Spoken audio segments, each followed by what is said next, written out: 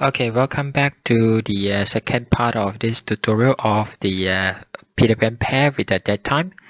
So in these sections, we're going to study the timer setting. So we need to learn how to set the register values for the PWM pulses. So before we start, I think we need to look at the datasheet of this timer counter for control applications, so-called TCC. So if we look at the block diagram, basically they have a one counter, which is either can counting upwards or counting downwards. So if it is a counting upwards, it will be compared with the top values. If it is counting downwards, it will compare with the bottom values. So apart from that, it also have a 4 compare or capture channels, so-called CCX. So they have a CC0, CC1, CC2, CC3. So there's 4 compare channels for you to use. So we'll learn how they're using the top and compare values to generate the PWM pulses. And for after the comparison, they will have a 8 output, so-called the waveform outputs from 0 up to 7. So this is the output which is connected to our digital pin. When you want to get the PWM, this is the pin connected. So if you look at the pin up, yeah, this is WO, right? WO 0. Yeah, so this is the CC0, CC1. Okay. So let's start with the functions descriptions. Okay. So in this TCC, they are able to generate 7 types of waveform. So the 7 types of waveforms. Okay. So listed at the below.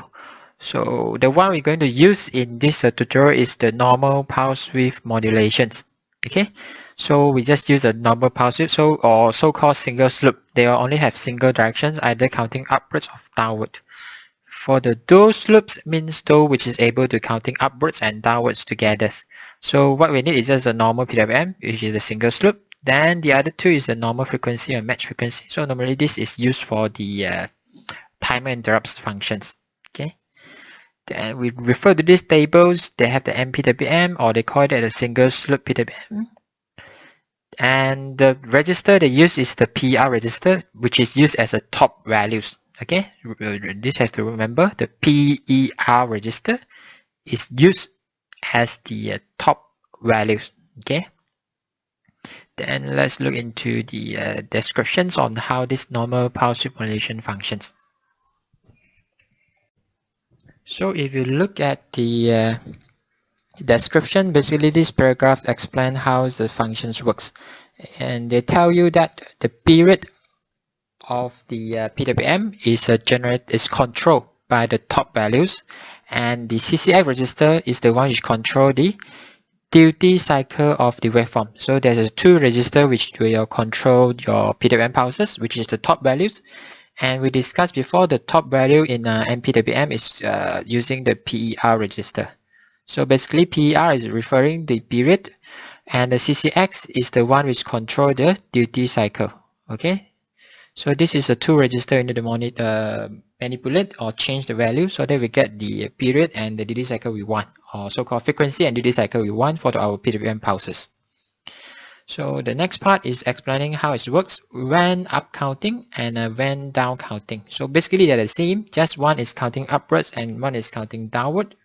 The operations, the function is the same. So we just refer to the up counting. And this figure also referring to the up counting. Okay, so when it's up counting, the WO waveform output is set at a start. So this is a waveform output, means the pin. So the pin values. So when they start counting upwards, your waveform will start at a logic 1. So whenever they start counting, your waveforms will go to logic 1. Okay, then it's set at the start, or compare match between count and top. So whenever they reach to the top, they also will go to the set. Okay, so either at the start or when they meet at the top values, they also will go to the set. So this is the same. Then they will clear, go to 0, means they will go to 0 on compare match between count and CCX. So this is dotted line means the CCX value. So means they match with the CCX value, they'll go to 0. Right? Until they go to the top, they go back up again. Okay?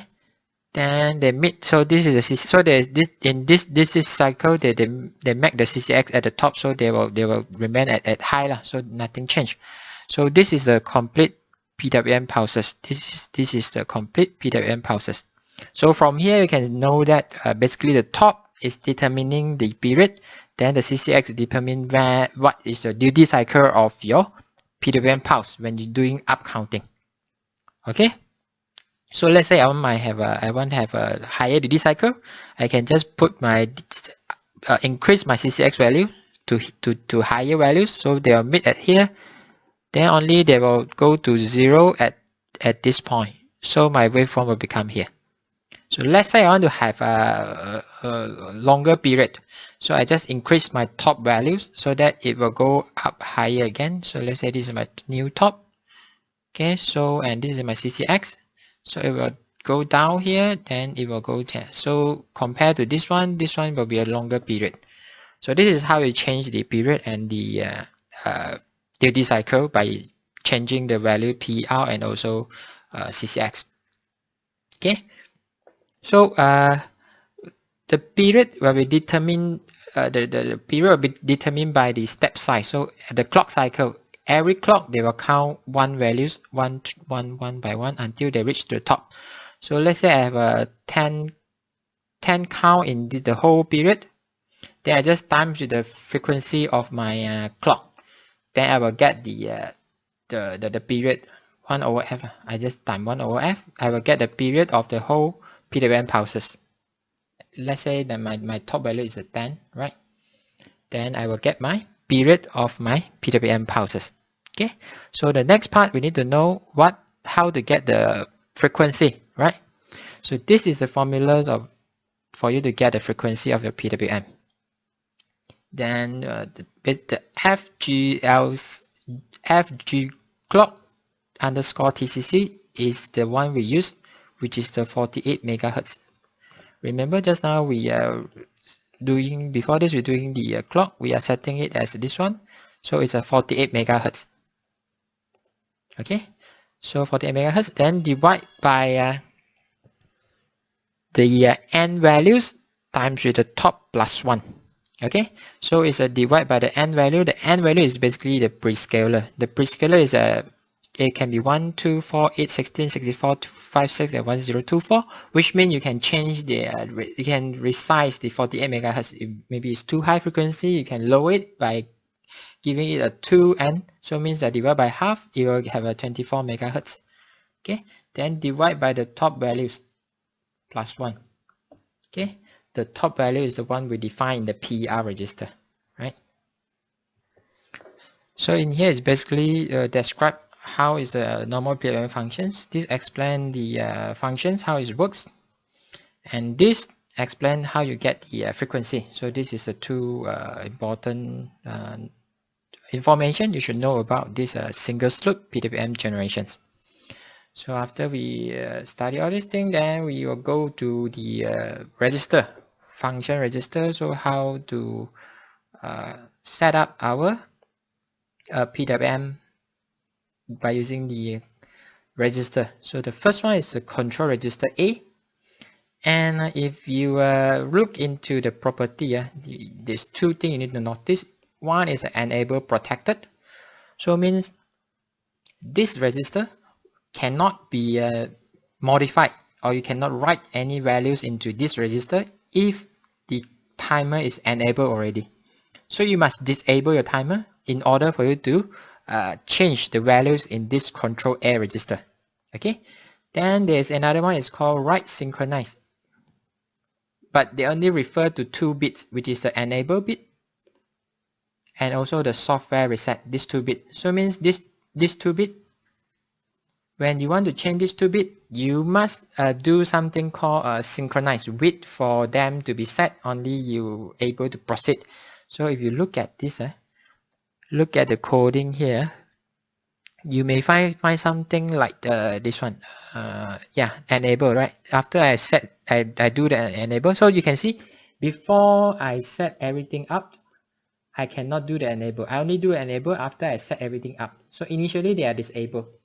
When we reset, the microcontroller are in disable the timer. So you set all the PWM values or setting you want, then only you enable it. So when I enable, I need to wait for it to be synced. So I need to check the sync busy bit of the enable. There's one register called synchronization register. Synchronization register, this register, synchronization busy. So they will check on this enable bit whether it's done or not. Right? If you look at the description of the sync enable, this bit is set when the synchronization of enable bit between clock domain is start. So it will be clear whenever it's complete, right? So that's why you need to check. If it's still at 1, then you won't go out from this while loops. You will keep remain at here.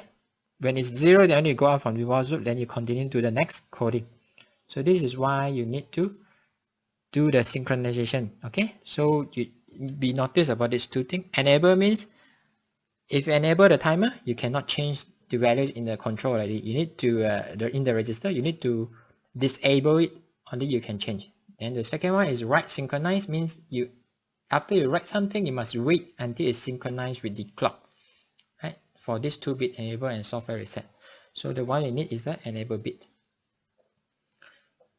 So in this register, the control A register, the thing we need is just the enable and also the prescaler. Okay, enable and the prescaler. Okay, this is a prescaler, this is enable. So the others we don't need because this is for the capture. So we didn't use the capture mode.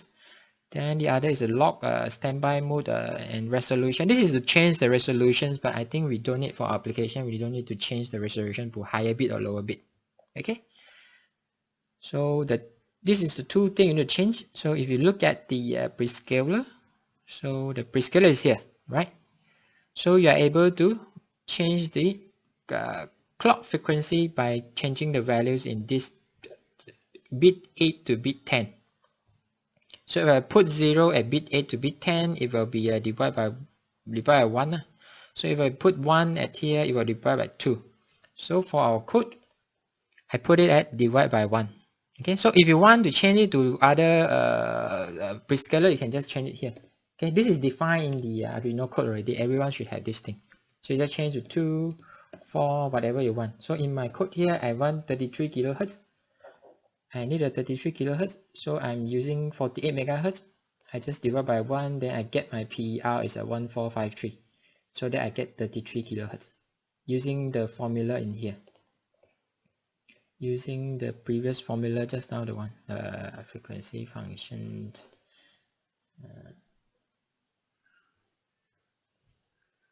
Yeah, using this formulas.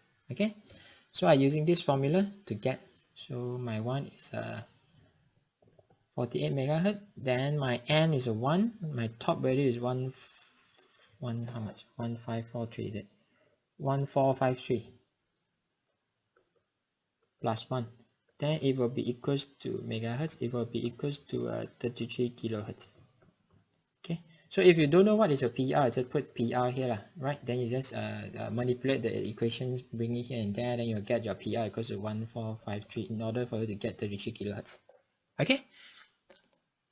So this is the first part, control. Then I'm using prescaler 1. If you want, you can change the prescaler according to your application, how much frequency you want. Okay. Then the limit of your setting, you need to refer to the period value. The PR value is basically 18 bits only, right? Start from bit 0 up to bit 17. Okay. If you want a higher one, you need to deal with the resolutions. If you want a higher bit, you need to deal with the resolution already, so that you can use this bottom part, 0 up to 5. Okay. But in our application, I use it 18 bits should be enough for me because my PR value is only 1453. It's within 18 bits. I think it should be enough, like 18 bits for most of the applications. If you need, then you need to do something in the resolution part. Okay, you can refer to this resolution part. Yeah, resolution part. It will let you know you can use what kind of a resolution you want. Okay. Then for control A, the next one is enable one, just enable bit. So if you want to start using it, you just set it to 1 as the one we do it here. Okay, enable bit. So basically we done these two things. This is to set the PR, then this is to set the prescaler, and this is to do the enable. Then this one is to set the waveform you want. So this is in another register. So let's look into the another register. So waveform, so let's go into the waveform. Yeah, so in this part there's quite a lot of other functions which we don't need in our normal PWM generations. The swap we don't need, the priority channels, this is just to change the priority of our single slip and slow slip, whether you want to go up or down, but we just use the default one, so we don't need to change it. Then the circular also don't need. So the RAM also don't need. So what we need to set in this waveform register is just the last 3 bits. Okay, to let us use the normal PWM operations. So we need to set it to 2. So that's why you set it to this one. Okay, so this is also inside the Arduino library already. You just type in this line, it should be works. It basically meaning this bringing 2 into this waveform register. Okay, so this is setting the waveform. Then if you look at it, I think there's also need a synchronization, if not mistaken. So that's why yeah, the whole register is right synchronized. So that's why you see that we need to do the synchronization bit of this waveform register. So after it is synchronized, then only go to the next section. I set the prescaler to 1. Then I set the PR value so that I get 33 kilohertz. So you can change the PR based on these formulas to get whatever frequency you want. Then this is the duty cycle. I just put it to half, 50%. Okay. So the PPR and also the CCE also is right synchronized. So that's why they need the this CCX. This one CC register also is right synchronized. So that's why you need to have the synchronized busy bit to check whether they have done or not. Okay, so basically this has done all the setting for our device. Then the next part is the most important one, is the dead time insertions and also which port we want to use for our applications. Okay, so for the dead time setting, we need to go to one part of the register, so called the waveform extension control. Okay, so this is the part where we insert dead time. So this is the dead time high side and the dead time low side. So if we have a pair of PWM pulses, one is called as a high side, one is called as a low side. So they are invert complementary to each other's. So if you want both of them also have dead time, so you need to give the values into this portion. So this portion is for high side, this portion is for low side. So for me, I just put them the same. I just put them the same dead time, so so that they have the same dead time in the high side and the low side. So it should be works fine to our applications. And it is the same. How the dead time works is basically the same. They are just using the clock counting. So you just put the values in here, then they will stop for how many clocks without generating any signals in the high side or low side. So they will just remain at 0 for that amount of clock you define. So let's say this is a 2468. So it's 8-bit total. You can put 255 lah. But I think 255 is too much already. For me, I just put 50. Start with 50, right? So this is high low side and the high side. This two part is for the high side and low side. So I just bring in 50 into the bit 16 and a bit 24, right? Bit 16 and a bit 24, right? I just shift 50 into here. So this whole thing will become 50. This will become 50 also, right? Then the next part is the dead time enable. Okay. So date time enable, they will explain to you how to do the date time enable. But basically, if you set it to 1, then that means they give you a date time. If you set it to 0, they give you no date time. So if I want a date time, then I need to check, because I'm using pins D6 and D2, right? So it's a 0, WO4 and WO0. Why I need to use WO0 and WO4? This is because basically they put them into a pair. So if you remember just now, we go through, we have a WO0 up to WO7, right? So 2, 3, then start with WO4, WO5, WO6, and WO7. So basically, this sentence is just explaining this. They are basically pair in this form. WO will pair with WO0 will pair with WO4, 1 will pair with 5, 2 will pair with 6, 3 will pair with 7. Right? If this is 1, then this is 1 divided by 8 divided by 2. So this is 5, right? It's 1 pair with the 5. Right? If this is 0, then this is 0 plus 4. So 0 pair with 4. Right? This is basically explaining to you this way. So it means this is enable for 0 and 4. This is enable for 1 and 5. This is enable for 2 and 6. And this is enable for 3 and 7. Right? So that's why I only can use D2 and D6. Because they are paired with each other, 0 and 4. One is high side, one is a low side. Right? This is how they do it in this PWM waveform. Okay? Yeah, this is tell you which waveform output you want to use. If let's say I want to use a 1, 5, then I need to check where is the pin 1 and 5. WO1. So this is my WO1, right? WO1 for TCC 0. Then I need to check the 5 for WO5. There's not available in here, right? WO5. I cannot see WO5. So I cannot use 1, 5.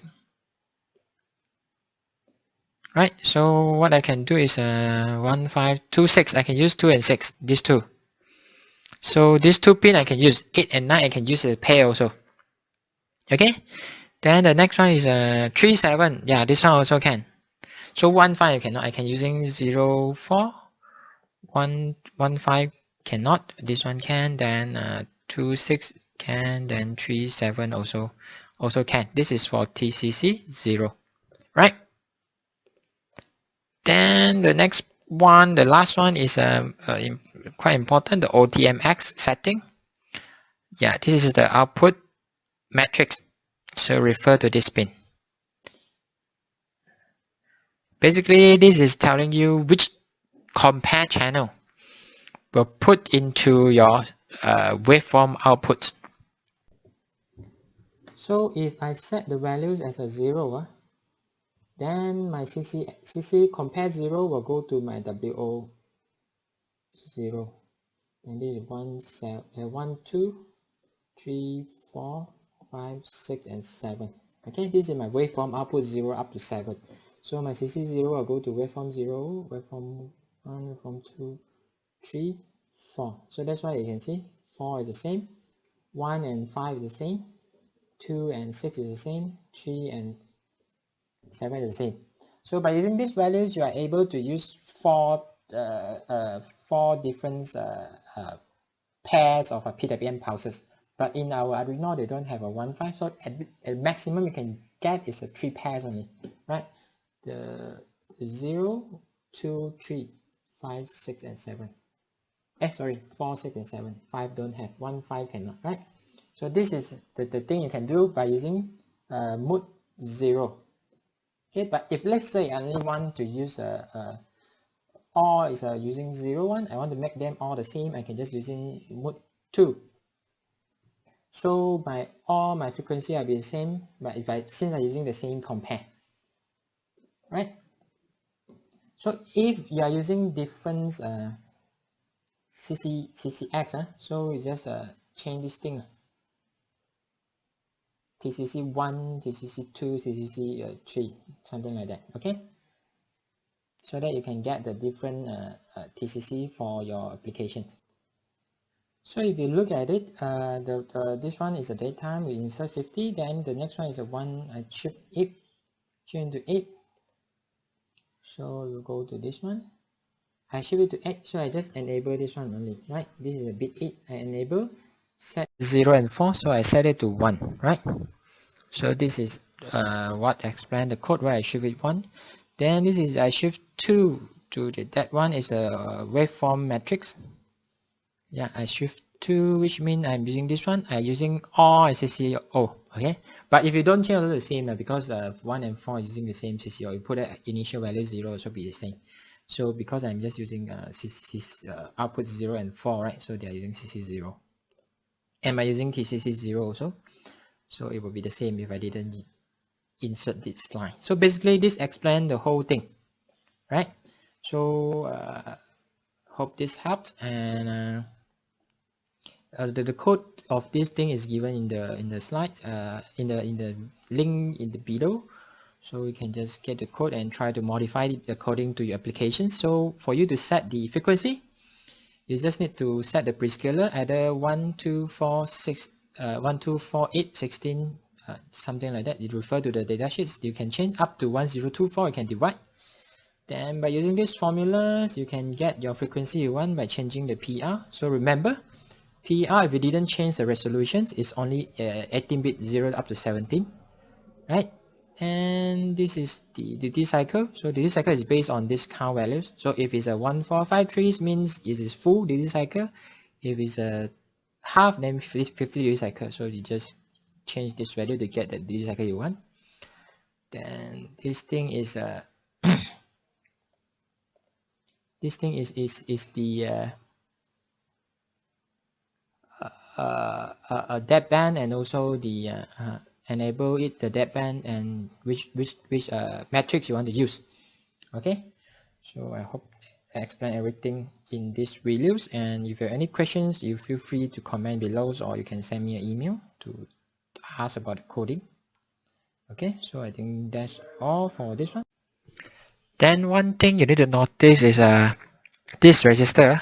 So if you want to change the value of this register, you need to notice that this waveform extension control is actually enable protected.